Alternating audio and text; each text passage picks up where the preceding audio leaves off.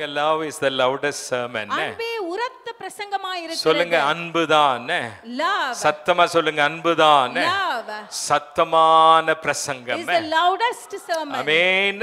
அன்புதான் சத்தமான ஒரு பிரசங்கம். Love is the loudest sermon. ஆக அன்பை அவர் breach பண்ணாருங்க. So he preached love. நல்லா கவனிங்க. So listen carefully. அன்பை பிரசங்கம் பண்ண அதே இயேசு என்ன சொல்லுகிறார்? Jesus who preached love, what is he saying? நான் பரிசுத்தனாய் இருப்பது போல, just as I am holy, நான் பரிசுத்தராய் இருப்பது போல, for I am holy, நீங்களும் பரிசுத்தர்களாய் இருங்கள். and he says you also be holy.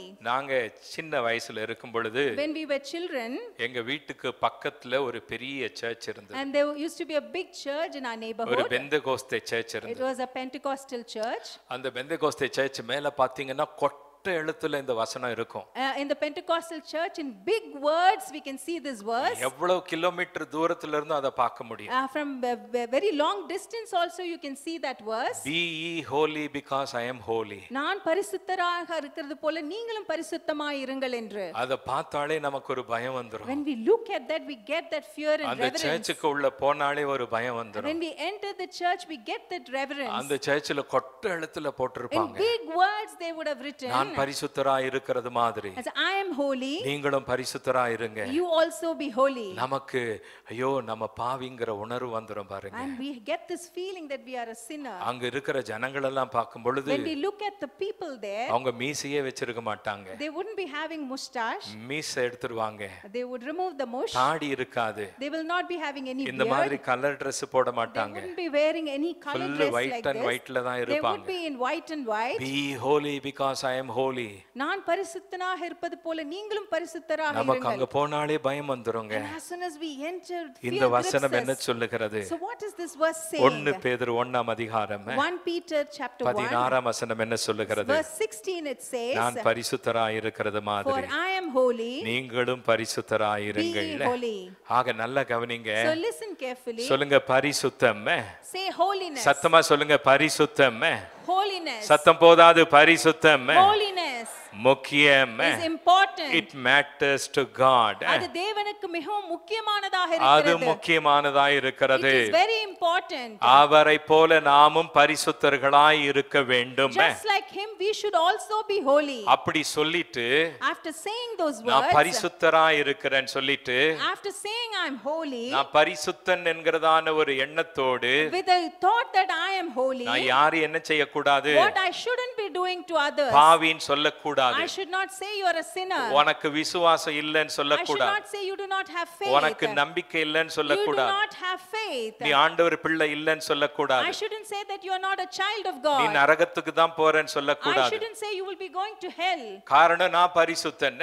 because I am holy. நான் பாக்குறவங்க எல்லாம் பாவிகள். but whomever I see they are sinners. அது கிடையாதுங்க. it's not about that. அந்த மாதிரி ஒரு எண்ணம் நமக்கு இருக்க we கூடாது. should never have those thoughts in our mind. ஆக நான் பரிசுத்தராய் இருக்கிறது போல as I am holy, நீங்களும் பரிசுத்தராய் இருங்கள் you என்றால் also be holy. when the word says like அதனுடைய that, அர்த்தம் என்ன என்பதை அறிந்து கொள்ள we need வேண்டும். to understand the meaning of this verse. நீங்க சிகரெட் பிடிக்காம இருக்கலாம். maybe you are not smoking. நீங்க குடிக்காம இருக்கலாம். maybe you are not addicted to drinks. நீங்க போதை மருந்து எடுக்காம maybe இருக்கலாம். you do not take any substance. நீங்க சினிமா பார்க்காதவங்களா maybe you are இருக்கலாம். not watching movies. நீங்க சினிமா பாட்டு கேட்காதவங்களா maybe you are இருக்கலாம். not listening to movie songs. Cinema பாட்டு பாடாதவங்களா maybe you are இருக்கலாம். not singing movie songs. இன்னென்ன காரியங்களை நான் செய்யறது கிடையாது. you may say the list that you are not doing. நான் எப்பொழுதுமே பிரேயர்ல இருக்கிற I'm sister. always in prayer. உட்கார்ந்தா ஸ்தோத்திரம். when I sit I praise God. நின்னா ஸ்தோத்திரம். when I stand I praise why God. திறந்தா praise the Lord. when I open my mouth I praise the Lord.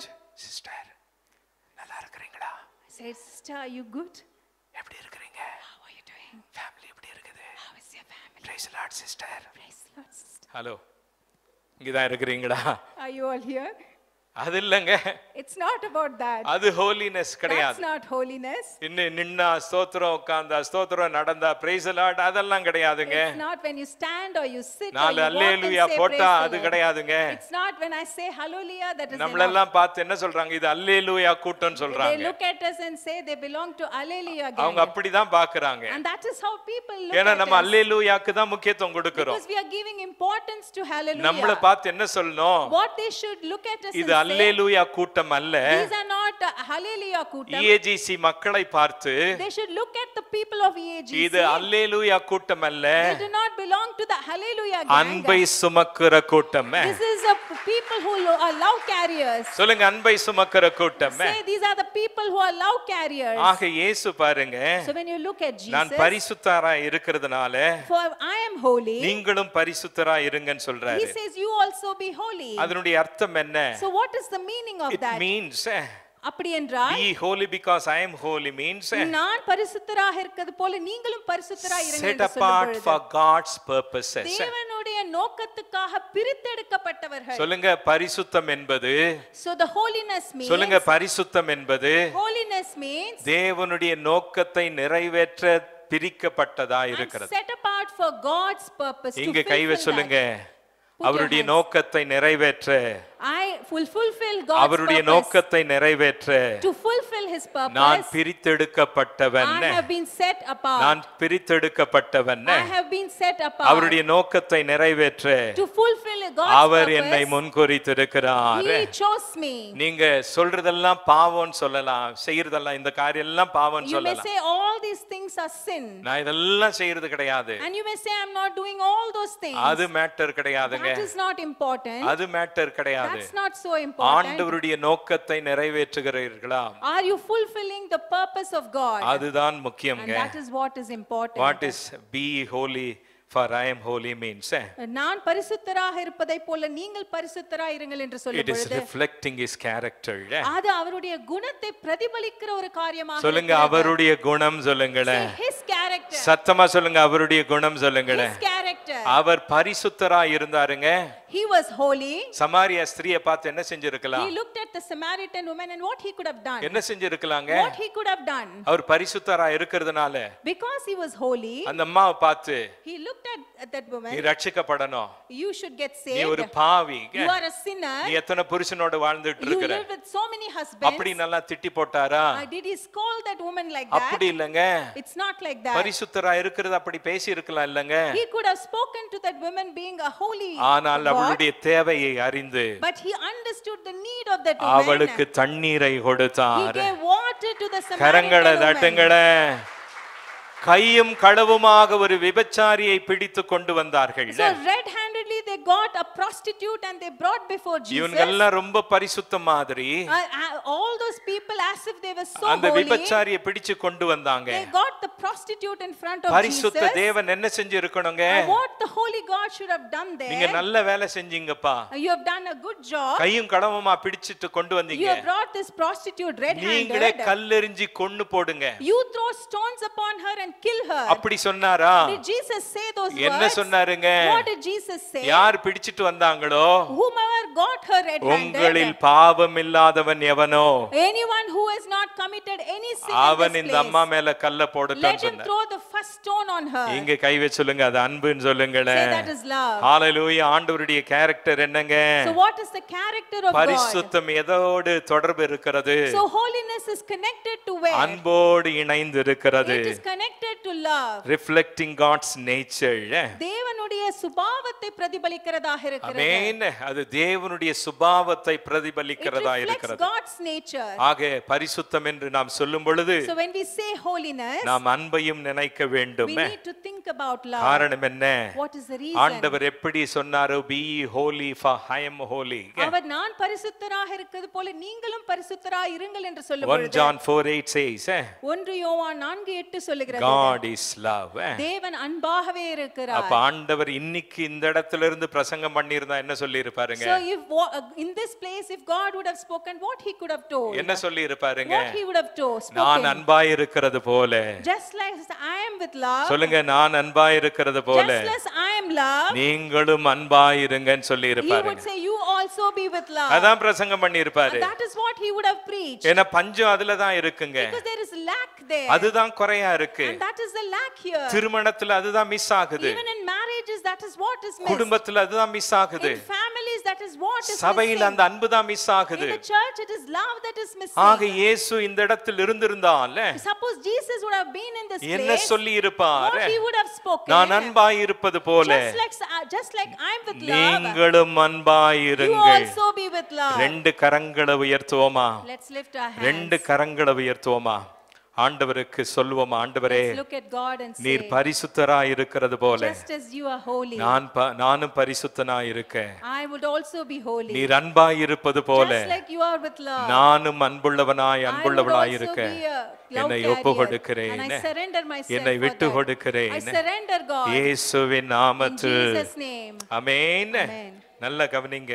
Listen carefully. Jesus practiced, அவர் என்ன சொன்னாரோ அதை நடைமுறையிலே பின்பற்றினார். Jesus preached, இயேசு பிரசங்கித்தார். and thirdly Jesus paid.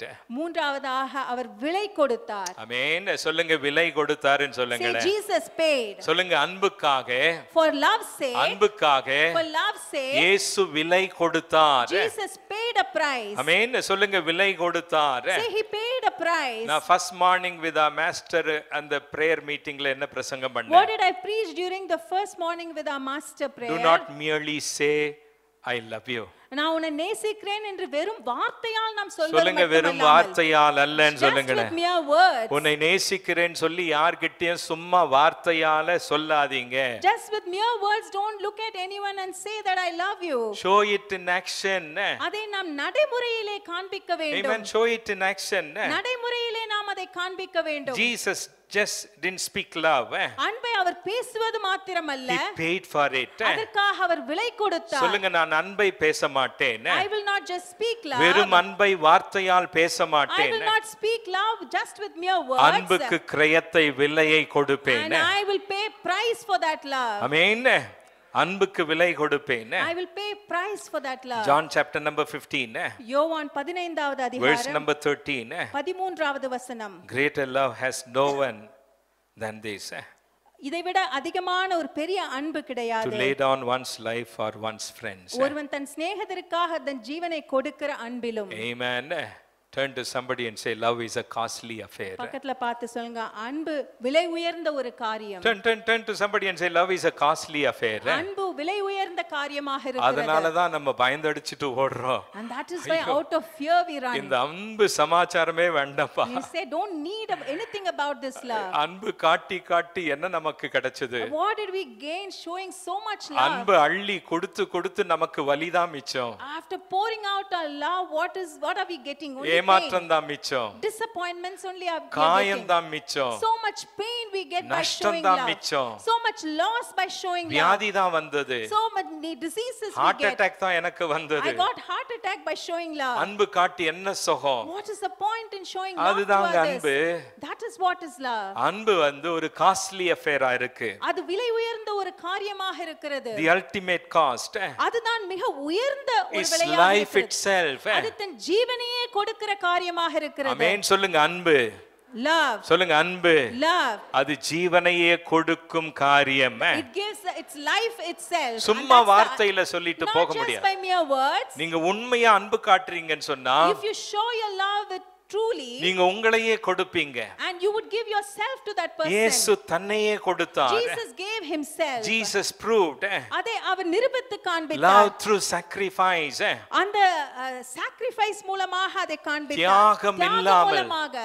தியாகம் இல்லாமல் Without sacrifice, அன்பு கூற முடியாது. we cannot show love to others. சத்தமா சொல்லுங்க, தியாகம் இல்லாமல், Without sacrifice, தியாகம் இல்லாமல் without sacrifice, அன்பு கூற முடியாது. we cannot show our love to others. Love demands sacrifice. இந்த தியாகத்தை இந்த அன்பானது எதிர்பார்க்கிறது. Love demands sacrifice. இந்த தியாகத்தை அன்பு Not எதிர்பார்க்கிறது. convenience.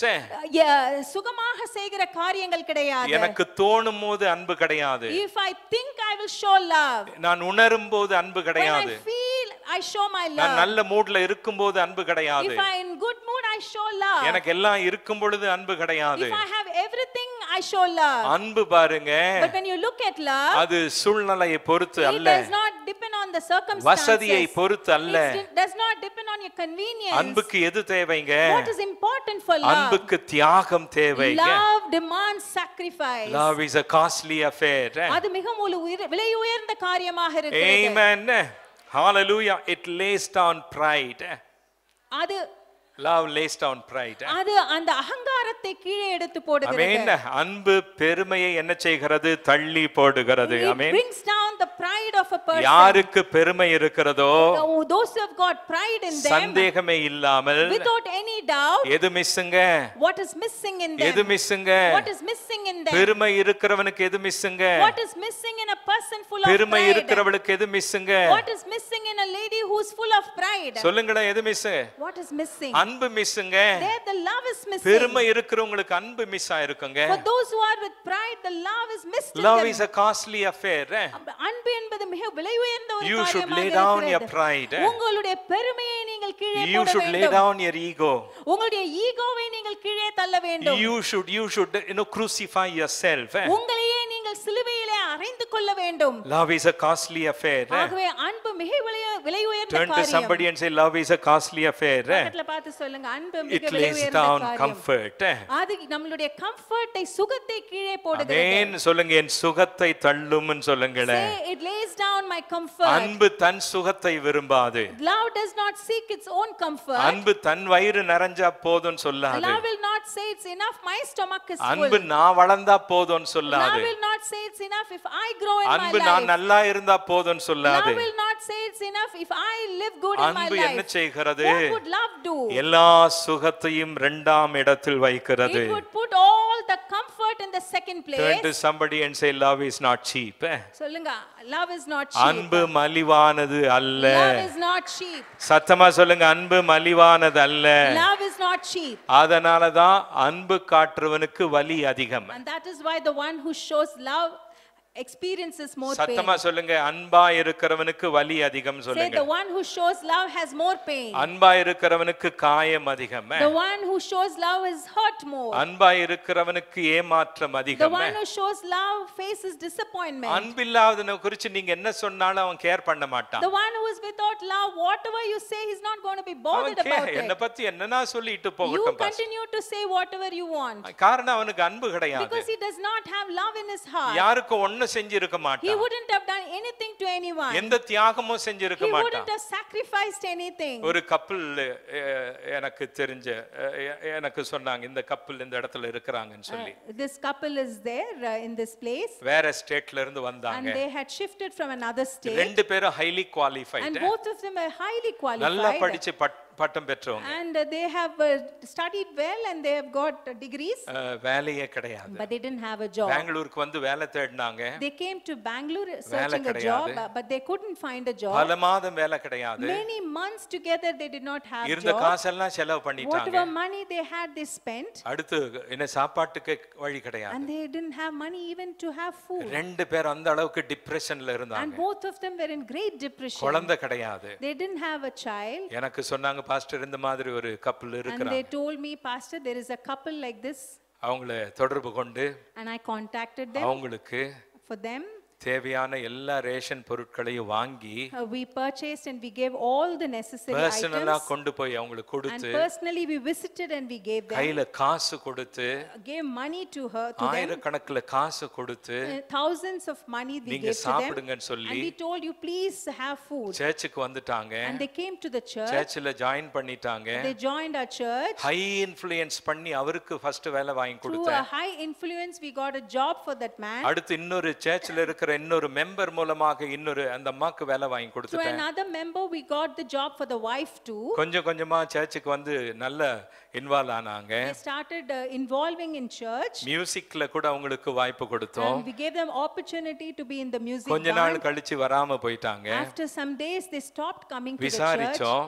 We inquired about ஏன் இந்த it. கப்பல் வரலன்னு சொல்லி. Why is this couple not coming to the வேற church? சர்ச்சுக்கு போயிட்டாங்க They pastor. have gone to some other church. என்ன pastor. Reason? I asked, what is the reason? Pastor Johnson gospel பிரசங்கம் பண்ணலையா? Pastor Johnson is not preaching gospel. சுவிசேஷம் பிரசங்கம் பண்றது கிடையாது, அவர் பிரசங்கம் சரியில்லை. I say his preaching is not good. He's not preaching gospel. யோசித்து பாருங்க, Just imagine ஒரு பாஸ்டருக்கு எவ்வளவு வலி இருக்கும். யோசித்து how much பாருங்க. it would hurt a pastor. கொஞ்சம் கூட ஒரு இதுவே இல்ல பாருங்க, கட்டிசி without any gratitude and அன்பு, courtesy. அன்புக்கு என்ன இருக்குங்க? What is love, God? ரொம்ப வலி இருக்குங்க. It has lot of pain. ஒண்ணும் செய்யாதவனுக்கு வலியே இருக்காது. The one who is not doing anything, he may not feel any pain. வலியே இருக்காது. He may not feel any pain. ஒரு வைஃப் என்ன செய்றா? One wife, what does she do? எல்லா அடிய தாங்குறா And பாருங்க. she bears all the beatings from எல்லா the husband. ஹஸ்பண்டுடைய abuse எல்லாத்தையும் She தாங்குறா. takes all the abuses from the husband, அவ அடிச்சு அவ மூஞ்சியை அந்த ஷேப்பையே மாத்தி விட்டுறான். beating her so much the shape of her face would have changed. காது கேட்க முடியாம போகுது. Sometimes she wouldn't be even able to hear. அடி வாங்காம படுக்கைக்கு போகிறது She கிடையாது. never goes to sleep without getting beatings from her full husband. வயிறு சாப்பிடாம படுக்கைக்கு போகிறது கிடையாது, அந்த மாதிரி. She gets abused so much. அப்படியே சாப்பிடாம படுக்கைக்கு போறா. Without having her dinner, she might go to the bed. அவ்வளவு அபியூஸஸ் தாங்குறா And பாருங்க. she bears so much abuse from her எவ்வளவு அவனை husband. விட்டுருமான்னு சொன்னாலும் விடுறது கிடையாது. Though she pleads, he would never leave her.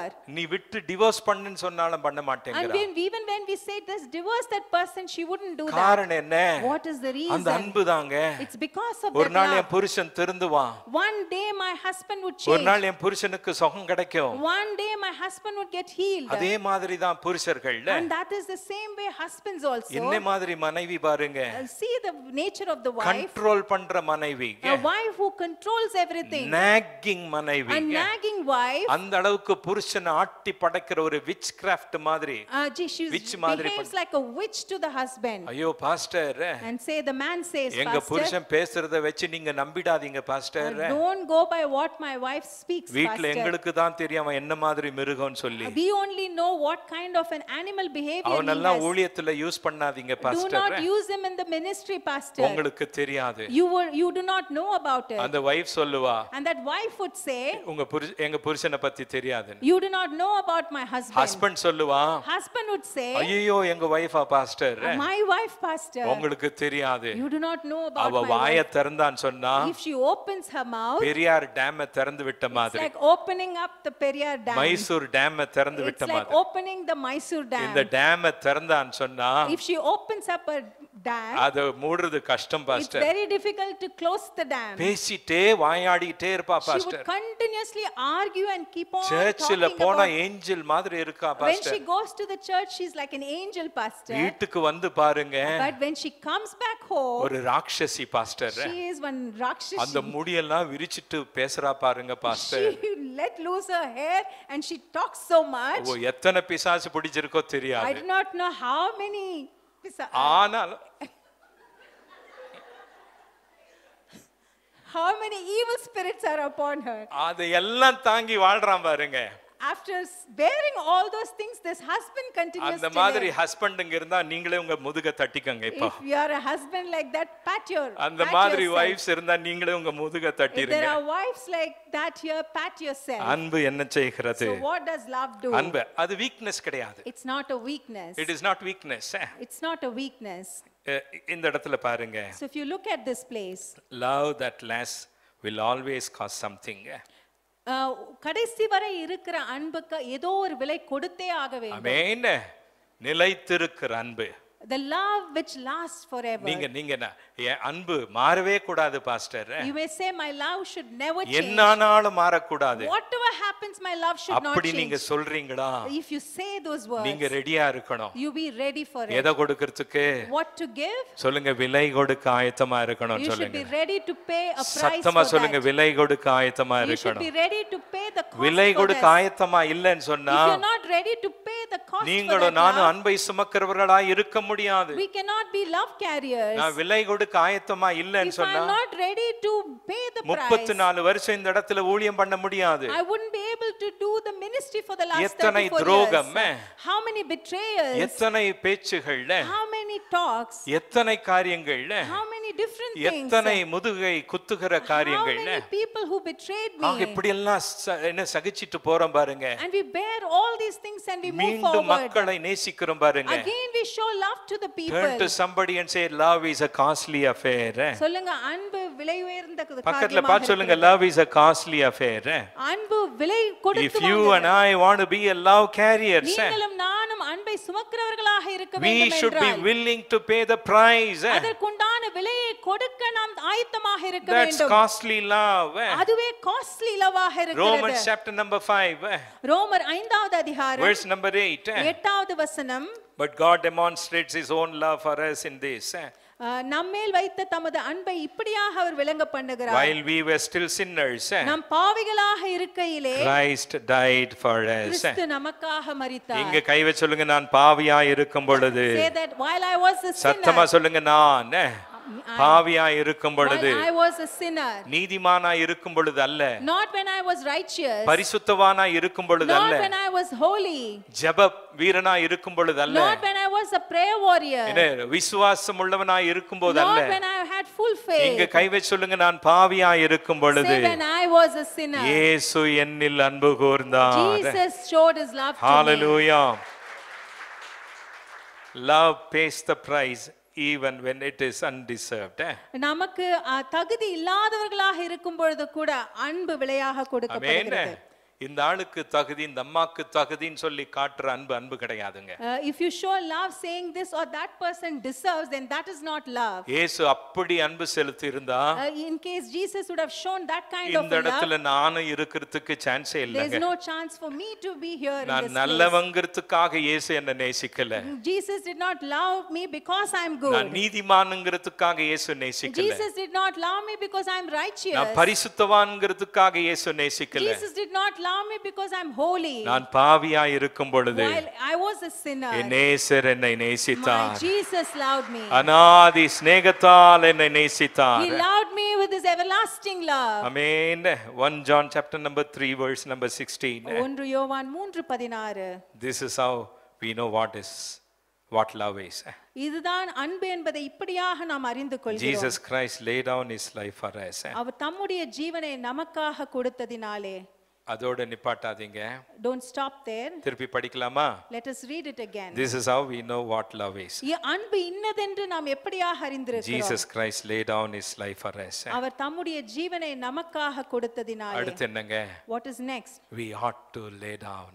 நாமும் கூட ஜீவனை கொடுக்க. We ought to lay down. நாமும் கூட நம்முடைய ஜீவனை கொடுக்க வேண்டும். Our pride, our ego, நம்முடைய ஈகோ எல்லாவற்றையும், நம்முடைய வலிகள் எல்லாத்தையும் விட்டு நாம் என்ன செய்யணுங்க? leaving out everything what we ought should to be lay doing. down our lives. நம்முடைய ஜீவனை நாம் கொடுக்க வேண்டும்.